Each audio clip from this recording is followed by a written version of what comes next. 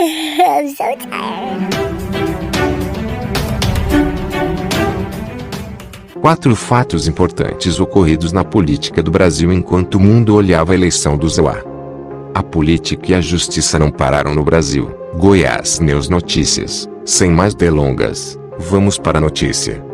Desde o começo da noite desta terça-feira, 03, muitos brasileiros só têm olhos para a eleição nos Estados Unidos. O assunto domina as manchetes dos portais de notícias e também a lista dos assuntos mais comentados no Twitter no país. Mas, enquanto isso, a política e a justiça não pararam no Brasil. Desde a noite de terça, o Legislativo vem rompendo a letargia das últimas semanas e aprovou medidas importantes.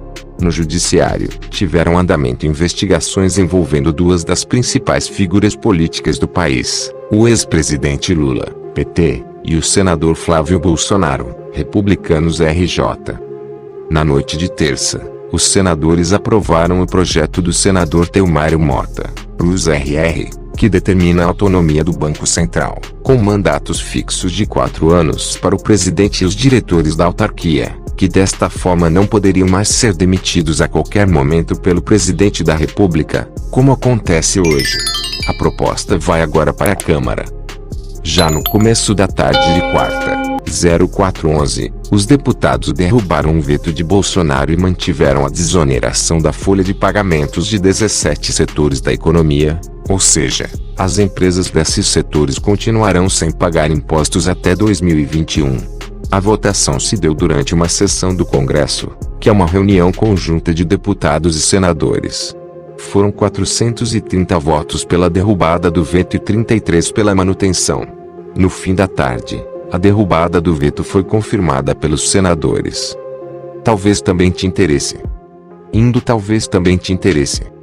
No Judiciário, o ministro Luiz Edson Fachin, do Supremo Tribunal Federal, STF, recusou na tarde um habeas corpus pedido pela defesa do ex-presidente Luiz Inácio Lula da Silva, PT, no caso conhecido como Tríplex do Guarujá. A defesa de Lula buscava suspender a tramitação de um recurso no Superior Tribunal de Justiça, STJ, contra a condenação do ex-presidente, ocorrida em abril de 2019. No Rio de Janeiro, o Ministério Público Estadual denunciou, na noite de terça-feira, o senador Flávio Bolsonaro, filho mais velho do presidente da República Jair Bolsonaro, sem partido. Além dele, também foram denunciados o ex-assessor Fabrício Queiroz, e mais 15 pessoas. O MPRJ acusa Flávio de manter um esquema de rachadinhas em seu gabinete na Assembleia Legislativa do Estado do Rio de Janeiro, ALERJ. No esquema, os servidores comissionados do gabinete devolveriam a Flávio parte de seus salários em troca da nomeação. Flávio nega as acusações. A BBC News Brasil preparou um resumo dos 4 principais fatos ocorridos na política brasileira enquanto os votos eram apurados nas eleições do Zoá.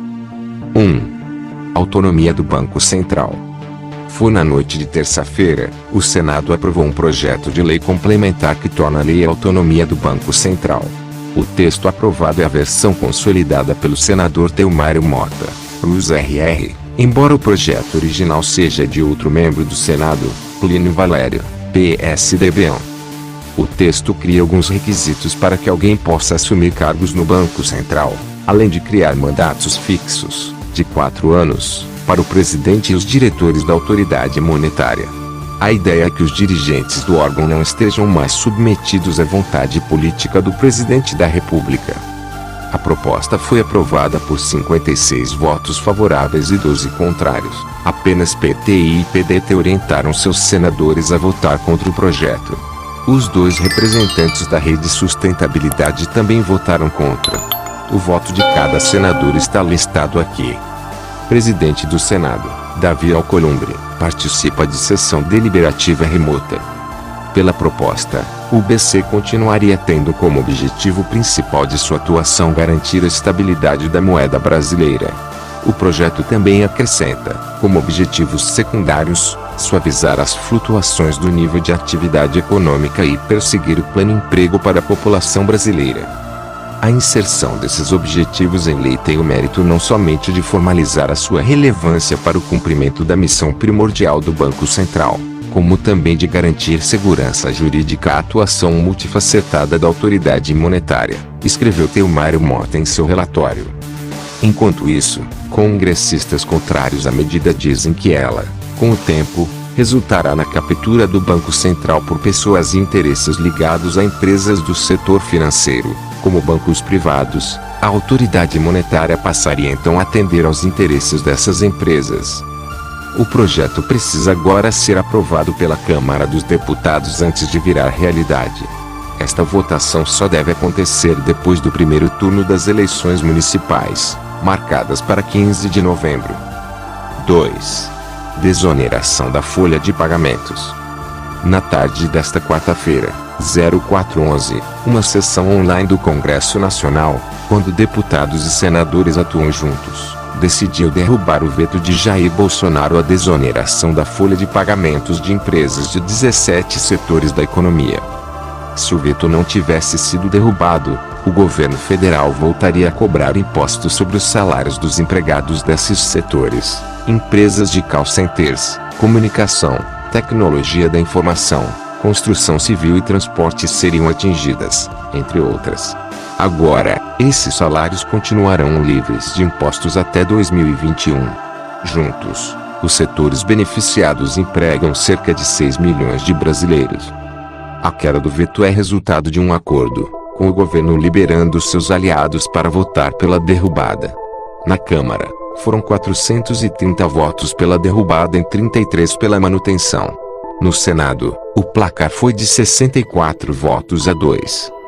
A continuidade da desoneração até 2021 foi inserida pelos congressistas em uma medida provisória enviada pelo Executivo no começo do ano. Na hora de sancionar a lei resultante da MP, Bolsonaro seguiu uma sugestão do ministro da Economia, Paulo Guedes, e vetou a adição feita pelos deputados e senadores, que agora restabeleceram o texto. A decisão do Congresso é final, e o trecho que tinha sido vetado será incluído na lei resultante da medida provisória. 3. A denúncia contra Flávio Bolsonaro.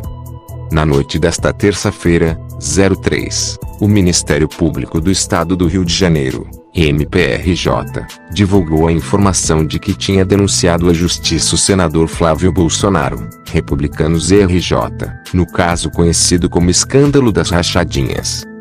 Além de Flávio, que é o filho mais velho do presidente da República, Jair Bolsonaro, também foram denunciados o ex-assessor dele, Fabrício Queiroz, e outras 15 pessoas. O MP atribui ao grupo a prática dos crimes de organização criminosa, peculato, lavagem de dinheiro e apropriação indébita. Além de Flávio, também foram denunciados o ex-assessor dele, Fabrício Queiroz, e outras 15 pessoas. O caso teria acontecido quando Flávio Bolsonaro era deputado estadual no Rio de Janeiro.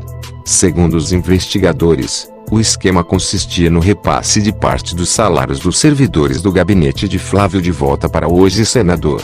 O dinheiro teria sido usado, inclusive, para pagar despesas pessoais de Flávio, como as mensalidades escolares das filhas dele. A denúncia é datada do dia 19 de outubro, mas só foi encaminhada nesta terça-feira, 0311, ao desembargador responsável pelo caso, no Tribunal de Justiça do Rio de Janeiro, TJRJ. Em nota, a defesa de Flávio Bolsonaro negou irregularidades e disse que a acusação possui erros de narrativa e matemáticos.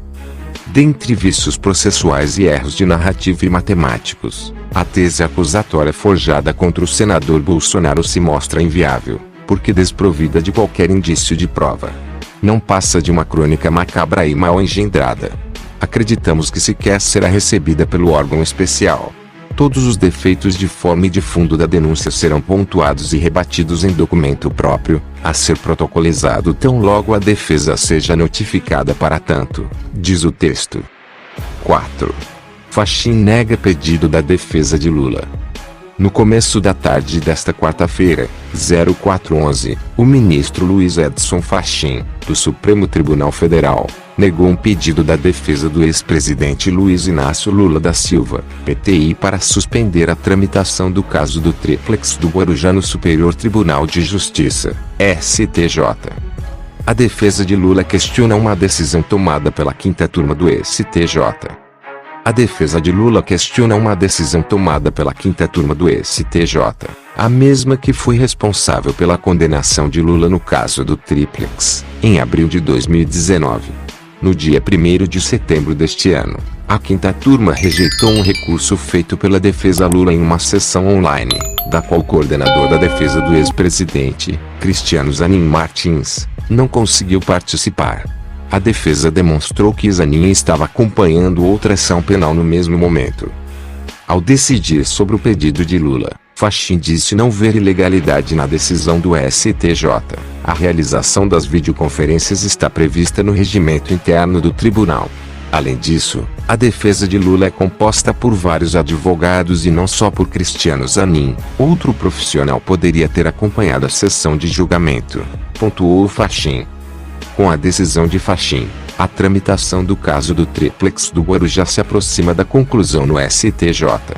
Neste caso, o MPF acusa Lula de ter recebido propina da construtora Oas por meio da reserva e reforma de um apartamento de 3 andares no balneário do Guarujá, no litoral de São Paulo. Depois que o suposto esquema veio a público, a família do ex-presidente teria desistido da transação imobiliária. Lula, por sua vez, nega qualquer irregularidade e ressalta que, formalmente, nem ele nem ninguém de sua família teve apoio. Inscreva-se no canal para receber nossos vídeos. Deixe seu like, compartilhe com amigos, ative as notificações. Até a próxima.